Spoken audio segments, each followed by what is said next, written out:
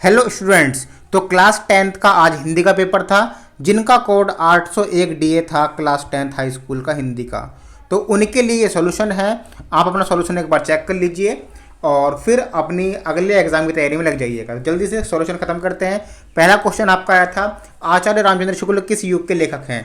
तो आचार्य रामचंद्र शुक्ल युग के लेखक हैं। पहले का ए आपका करेक्ट है। क्वेश्चन नंबर 2, गबन की विधा है, यानी गबन किस विधा की रचना है? तो गबन जो है वो उपन्यास की रचना है, मतलब उपन्यास है। तो दूसरे का सी इसमें आपका करेक्ट है। जिन्होंने सी लगाया है वो करेक्ट है। प्रश्न संख्या 3, कंकाल के लेखक हैं। कंकाल के लेखक हैं, तो कंकाल के लेखक बहुत ही आसान था, जयशंकर प्रसाद। तीसरे का बी इसमें आपका करेक्ट हो जाएगा। उसके बाद प्रश्न संख्या 4, कलम का सिपाही अमृत राय। बहुत ही सिंपल क्वेश्चन आया था प्रश्न नंबर 4। प्रश्न नंबर 5 की बात करें, शुक्ल युग की समयावधि है। शुक्ल युग की समयावधि क्या है? 1919 ईस्वी से लेकर 1938 तक। तो 5 का बी इसमें आपका करेक्ट हो जाएगा। प्रश्न संख्या 6, साकेत रचना है। साकेत किसकी रचना है? साकेत है मैथिली शरण गुप्त की। तो डी आंसर इसमें आपका करेक्ट हो जाएगा, मैथिली शरण गुप्त। प्रश्न संख्या 7, महादेवी वर्मा कवियत्री हैं। कौन से युग की कवियत्री है महादेवी वर्मा? तो महादेवी वर्मा आप सबको पता है, बहुत ही सिंपल क्वेश्चन था, छायावादी युग की। तो 7वें का सी करेक्ट है। प्रश्न संख्या 8, गंगा लहरी रचना है।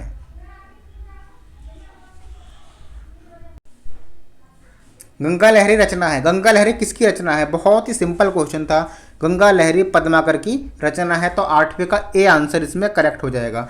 प्रश्न संख्या 9, आधुनिक काल की समय सीमा है। तो आधुनिक काल की समय सीमा अब तक है, कब से? सन 1843 से लेकर। तो 19वें का डी इसमें करेक्ट है। प्रश्न 9वें का डी। प्रश्न संख्या 10, महादेवी वर्मा की रचना नहीं है। तो महादेवी की जो रचना है वो निहार भी है, सांध्यगीत भी है, दीपशिखा भी है, युगांत नहीं है। तो सी इसमें आंसर आपका करेक्ट है। प्रश्न संख्या 11, हास्य रस का स्थायी भाव सबको पता है, हास है, बहुत ही सिंपल है। प्रश्न संख्या 12, पीपर पात सरिस मंडोला, इसमें अलंकार कौन सा है? तो पीपर पात सरिस मंडोला में उपमा अलंकार है। 12वें का बी इसमें आपका करेक्ट है। प्रश्न संख्या 13, सोरठा छंद में चरण होते हैं। सोरठा छंद में कितने चरण होते हैं? 4 चरण होते हैं। 13 का ए आपका करेक्ट है। प्रश्न संख्या 14, प्रश्न संख्या 14 थी यहाँ पे, उपदेश शब्द में प्रमुख उपसर्ग है। तो उपसर्ग वे होते हैं जो 2 शब्द से मिलकर बने होते हैं, उसमें शुरू का शब्द होता है, यहाँ पर उप है, ठीक है, उपदेश, उप यहाँ पर उपसर्ग है। प्रश्न संख्या यहाँ पर 15 है, प्रत्यय के भेद हैं। प्रत्यय के भेद कौन से हैं? कितने भेद हैं ये पूछा है बस। तो 5 भेद हैं प्रत्यय के। 15 का डी, 15 का यहाँ पर डी हो जाएगा। 2 भेद हैं, ठीक है,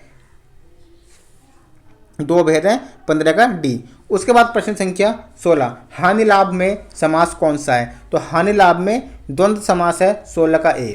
प्रश्न संख्या 17, मछली का पर्यायवाची कौन सा है? मछली का पर्यायवाची बहुत ही आसान है, मीन है।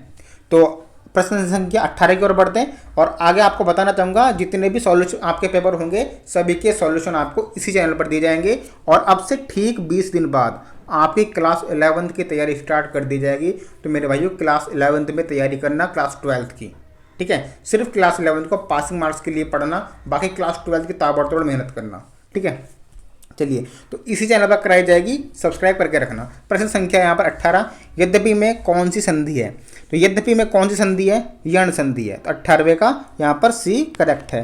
प्रश्न संख्या 19, मधु शब्द का द्वितीय विभक्ति बहुवचन रूप होता है, इसमें होता है मधुनी। 19वें का सी आपका करेक्ट है।